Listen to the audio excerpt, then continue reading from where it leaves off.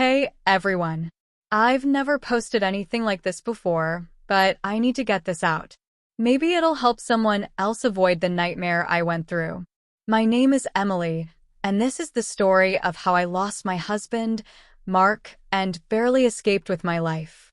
About 6 months ago, Mark and I decided to move to a more peaceful area. We had both grown tired of the city life, the constant noise, and the never-ending hustle. After months of searching, we found what seemed like the perfect place, a beautiful old house in a remote, isolated area. It was on a secluded lane surrounded by dense woods, giving us all the privacy we wanted. The house was a bit run down, but Mark and I were excited about fixing it up and making it our own. From the very beginning, the house felt off. The first night, as we were unpacking, I thought I heard whispers. At first, I brushed it off as my imagination or the wind. But the more I listened, the more I was convinced that someone, or something, was whispering in the house. Mark told me it was probably just the old pipes or the house settling, but I wasn't so sure. The first real incident happened about a week after we moved in. Mark was working on fixing up the basement while I was upstairs cooking dinner. Suddenly, I heard a loud crash from below. I rushed down to find Mark lying on the floor. A heavy shelf that had been secured to the wall now toppled over him. Luckily, he was okay, just a bit bruised, but he swore he felt something push him before the shelf came down. We both laughed it off nervously, but I could see the unease in his eyes. Things only got worse from there. Doors would slam shut on their own, lights would flicker, and we both began hearing footsteps at odd hours of the night. Mark tried to rationalize it, saying it was an old house and old houses make noise, but I could tell he was starting to believe something more sinister was at play. One night, about a month after moving in, I woke up to find Mark standing at the foot of our bed, staring at me with a blank expression. I called his name, but he didn't respond. It was as if he was in a trance. I got up and shook him, and he snapped out of it, looking confused and disoriented. He had no memory of getting out of bed or standing there.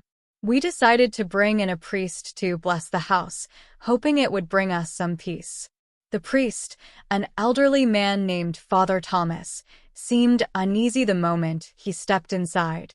He performed the blessing, but afterward, he pulled me aside and told me that he felt a strong presence in the house, something dark and malevolent. He advised us to leave as soon as possible. Mark was reluctant to leave.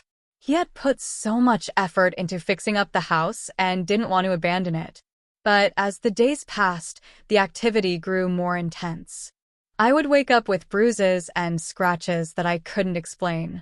Objects would move on their own, and the whispers became louder, almost deafening.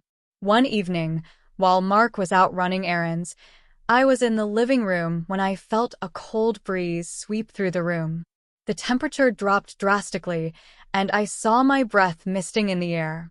Then, I heard a low, guttural growl that seemed to come from all around me. I screamed and ran out of the house, not stopping until I was at the edge of the woods. When Mark came home, he found me outside, shivering and terrified.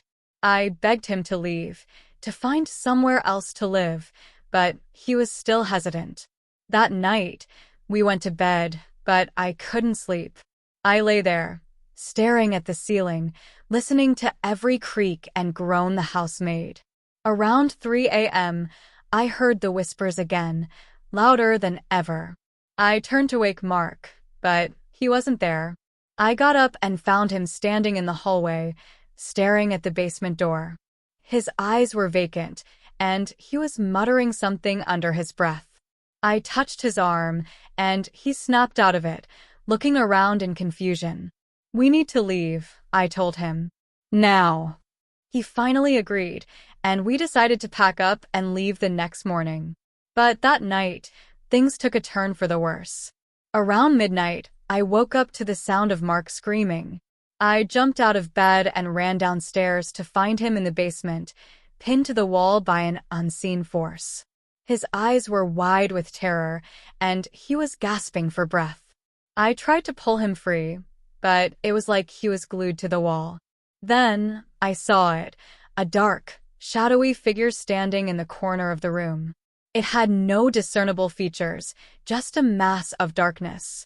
It started moving towards us, and I knew I had to get out of there.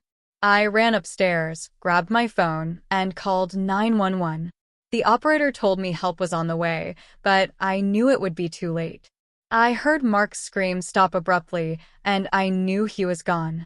I ran out of the house, into the cold night, and didn't stop until I reached the nearest neighbor's house, which was miles away. When the police arrived, they found Mark's lifeless body in the basement. The official cause of death was a heart attack, but I knew better. Something in that house had killed him. I never went back to the house on Ashwood Lane. I moved in with my sister and tried to rebuild my life. But I still hear the whispers sometimes, late at night, and I wonder if whatever was in that house followed me. So, if you're ever thinking about moving to a remote, isolated area, please be careful. Sometimes, the peace and quiet you seek can come with a price. And sometimes, that price is too high to pay.